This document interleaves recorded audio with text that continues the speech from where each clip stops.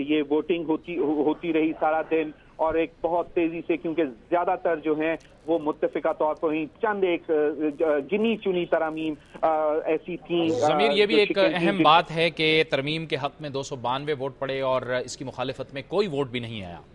जी बिल्कुल जावेद, देखें ये तो एक 17 करोड़ अवाम की मुत्तफिका राय है, मैं तो इसको कहूंगा, क्योंकि देखने में यह है कि 1973 के आइन जब मुत्तफिका तौर पर पास हुआ था, उस वक्त पीपल्स पार्टी के पास 2/3 अक्सरियत मौजूद थी, लेकिन इसके बावजूद जो है उस वक्त के वजीर आजम जुल्फ़िकार अली भुट्टो ने इस चीज को समझा जाना कि तमाम सियासी क़यादत को जो है उस पर मुत्तफिक होना चाहिए, और उसी की वजह से आज 1973 के आइन की तरफ ही जाते हैं जब भी कोई बहुत बड़ा मसला होता है, और उसी की तरफ जाते हैं, और जितने आमिर आए उन्होंने उसी को तोड़ने की, उसी की शक्ल खराब करने की कोशिश की। तो इस हवाले से आज जो हुआ है वो भी एक बहुत वाज़े पैगाम है आमिराना कुव्वतों को, या उस सोच को कि ये जो अवाम की ताकत है वही बालादस्त है, पार्लियामेंट ही बालादस्त है, और इस 18वीं तरमीम का मंजूर होना मुत्तफिका तौर पर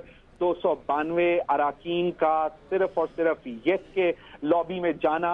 और देखेंगे सबसे जो खास बात थी वो जब ये सब अराकीन जो है यस लॉबी की तरफ जा रहे थे, और जब तकरीबन सब चले गए तो वजीर आजम, लीडर ऑफ द हाउस, और Chaudhry Nisar Ali Khan, leader of the opposition, दोनों इकट्ठे गए हैं और उस दरवाजे से वो लॉबी की तरफ गए हैं जहां पे उन्होंने अपना वोट रिकॉर्ड करवाना था यस की तरफ। तो ये एक बहुत ही खसूसन ये देखने में आया कि जो हिज़्ब इख्तिलाफ की पार्टियां हैं उन्होंने भी बहुत ही वाइज डिसीजन लिया, बहुत ही एक अच्छी सोच लेकर वो साथ चले। जी, आप ज़मीर हमारे साथ टेलीफोन लाइन पे रहिए। हमें ज्वाइन किया है टेलीफोन लाइन पर अवामी मुस्लिम लीग के सरबरा शेख रशीद अहमद ने। बहुत बहुत शुक्रिया शेख रशीद साहब। 18वीं तरमीम का जो बिल है मुत्तफ़िक़ा तौर पर मंजूर हो गया है। आज का दिन पाकिस्तान की सियासी तारीख के लिए इंतहाई अहम दिन है, आप इस इत्तेफाक करेंगे? कोई शक नहीं, गो के 2 साल लिए हैं इन्होंने, और 2 साल से इसी का रोना पीट रहे थे, और अल्लाह करके अब कल कोई इनकी जिम्मेदारियों में इजाफा ही हुआ है, और लोगों को अब ये बात कहने का हक हासिल है कि 2 साल जिस काम को लिए हैं बाकी कामों को भी हल करें।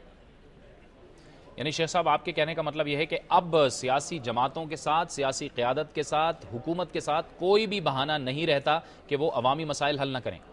देखें जी, मैं 1973 के आइन को भी देख रहा था गैलरी में बैठा जब ये पास हुआ, और क्या डेकोरम था और कितना उसको रिस्पांस था। उसके साथ जो हुआ वो भी सारी कौम को पता है कितने अरसे चला, और जब 58(2)B नहीं भी था उस वक्त भी क्या हुआ, जब था भी था तो क्या हुआ। असल मसला ये है कि लोगों ने अगर है तो अब उन्हें सड़कों पे आना है। ये आईनी तरमीम उनको ना भूख दूर करेगी, ना महंगाई दूर करेगी, ना चोर बाजारी दूर करेगी, ना गुड गवर्नेंस की तरसीह देगी। ये साबित हो गया कि ये दोनों पार्टियों ने अपने अपने मसले हल कर लिए हैं, लेकिन गरीब का मसला कब हल होगा, अब इनके लिए बहुत थोड़ा टाइम है।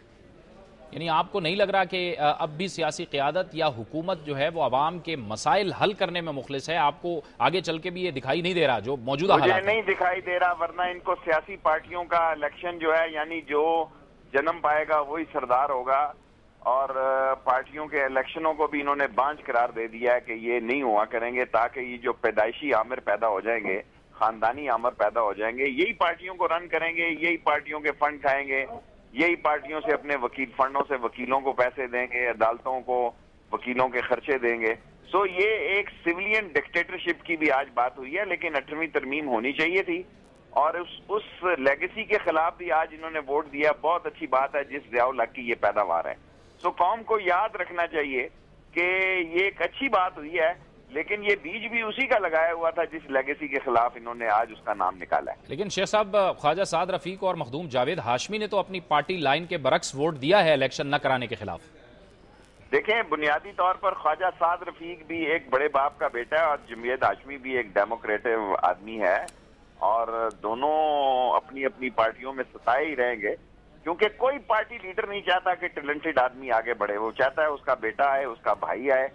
तो ये इस मुल्क की बदनसीबी है कि जिस पार्टी में कोई टैलेंटेड वर्कर होगा, ये समझ लें कि उसका कोई सियासी मुस्तकबिल नहीं है, क्योंकि वो उनके खानदान का मुस्तकबिल होगा जो पार्टी उस पर कब्जा किए हुए है।